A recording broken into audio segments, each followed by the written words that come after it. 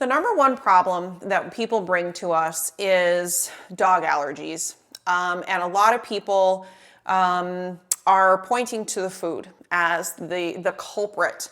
And so how do we figure out what my dog is allergic to? How do we figure out what food is causing the problem? Well, there's all sorts of food sensitivity or food allergy tests out there that you can do for your dog. But the question is, how accurate are they, and do they really work? Are they really worth the money? What's your experience, Dr. Levy? I don't know if any of them are super worthwhile.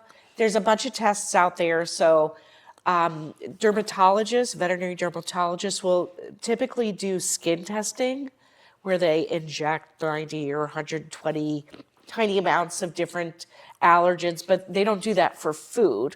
And then there's saliva tests and hair and saliva tests. Some people utilize muscle testing or electrodermal screening or things like that. And is it really worthwhile? I would say I typically don't recommend any of this kind of testing. I think for the pet owner who feels that they're really at a loss, the dog has so many allergy symptoms when they feel like nothing is making a difference, then they may pursue some type of food allergy testing. Probably the GeneDoz NutriScan testing would be my number one.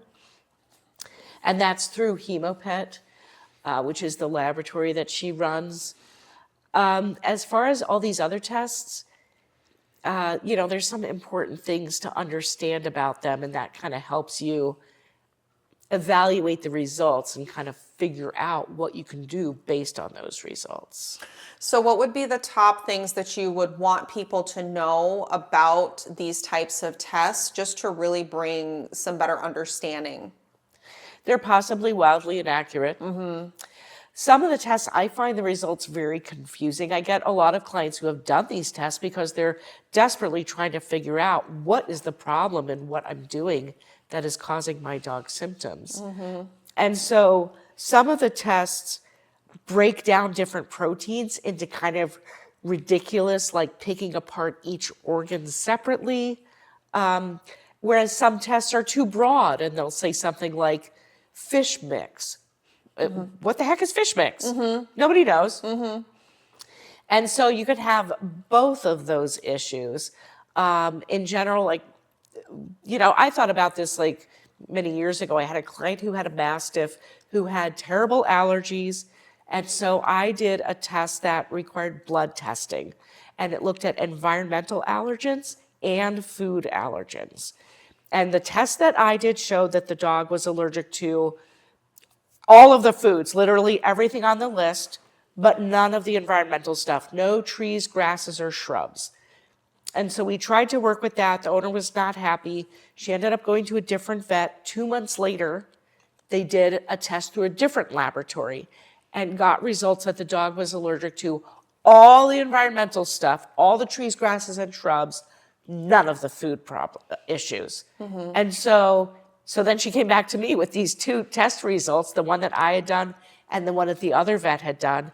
And I got on the phone with both of these laboratories and I asked them, like, why is your test better? Why is your test better? What is your test showing? What is your test showing?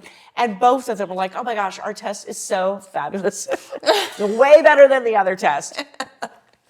But basically we ended up with a jumble of nonsense.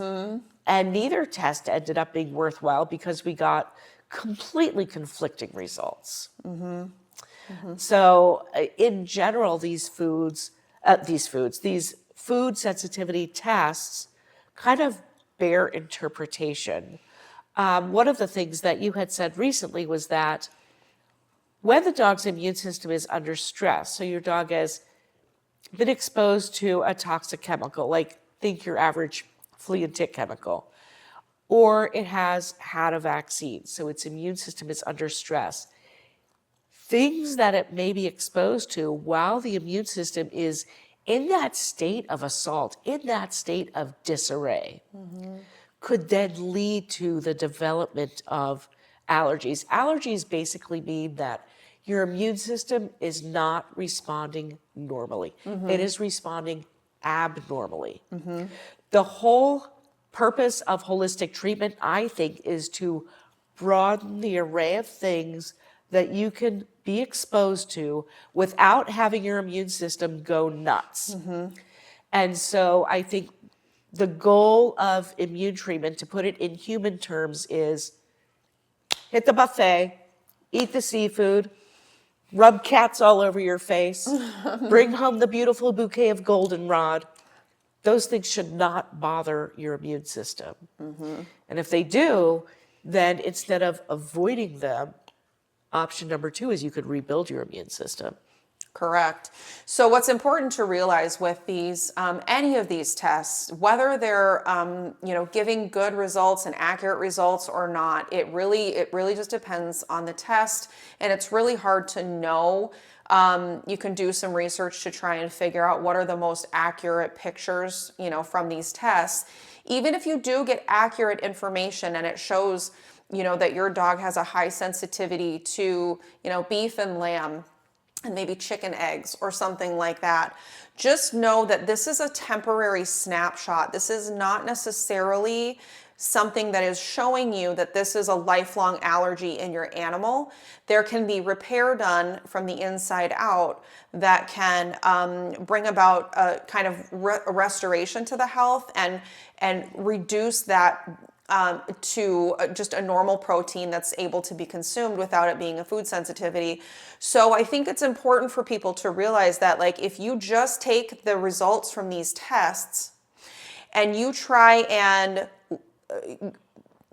live your pet's life by those tests for the rest of their life, you will inevitably create more and more and more sensitivities. You're going to continue to pigeonhole yourself to a point where they can't eat anything because everything's giving them a sensitivity, because there is an internal root cause that needs to be addressed so that they can take in these different things without it, their immune system or their body screaming at them. And so anytime you are looking at these types of tests, just know that it can be a helpful tool to know maybe what to back off of for a little while you do internal repair. But this should not be looked at as something that you're trying to, give a customized, perfect, limited ingredient diet for your animal for the rest of their life. You'll inevitably cause more problems. So bottom line, is there a use for these tests? I think occasionally when you have somebody who is, maybe the dog is on a prescription diet, and where are you going to step off of from there? And so people might be very afraid. You don't know which protein to start with. You don't know what's going to be safe. You don't know what is going to irritate your dog's immune system. So for that initial test to kind of give you a starting place, although sometimes they don't, it can be helpful for that. And I've had clients who have made changes to their pet's diet, but honestly, maybe 1 or 2 people where they felt that the tests were really helpful. But it's not a useful test throughout the life of your pet. And again, like you were saying, you cannot make a lifelong feeding plan. Oh, he's sensitive to these things. That's okay, I'm going to feed him this. That is not a good long-term strategy. You'll pigeonhole yourself into more and more and more and more sensitivities. Yeah, you will perpetuate your dog's immune system reactions. So if you're kind of finding yourself in this position where your dog's having a lot of issues, you're not sure if you should do a test, or if you do a test, what do you do with the results? Find somebody that understands the concept of holistic health for your animal so that they can help you walk through internal healing to bring about a good result in these food sensitivities, in what is kind of deemed as quote unquote allergies. Allergies has become this massive umbrella term that far too many things are under, as if there's just nothing you can do about it and you just need to avoid. That's not necessarily the case. There's absolutely ways that you can help your animal heal from the inside out. So maybe having someone to walk alongside you. I do consultations for people. Dr. Levy helps people do this all the time. And then also realizing too that variety is your friend and variety is your key out of this mess along with healing the gut microbiome, healing the intestinal tract. Leaky gut is a huge culprit, and a lot of things cause leaky gut. So then also, what can we stop doing that might be causing the leaky gut while we're trying to heal it? There's a lot of different things that you could do to kind of hopefully help get your dog out of suffering and help them step into vital health and really alleviate a lot more work on your end and kind of regain your freedom and bring true health and longevity for them. So let us know if you need any help with this. You can certainly book a consultation or an appointment. We'll put the link in the description box below. If you're feeding fresh food and you're not doing the variety, we have a great raw feeding guide to show you how to do that. That can work your way out of food sensitivity. There's an excellent gut reset protocol in that guide as well that will help to heal leaky gut. And so we've got some great resources for that as well. So hopefully this sheds some light on food sensitivity testing and kind of really putting it in its place. It can be valuable if the results are decent, but it's not the end all be all and it's not forever.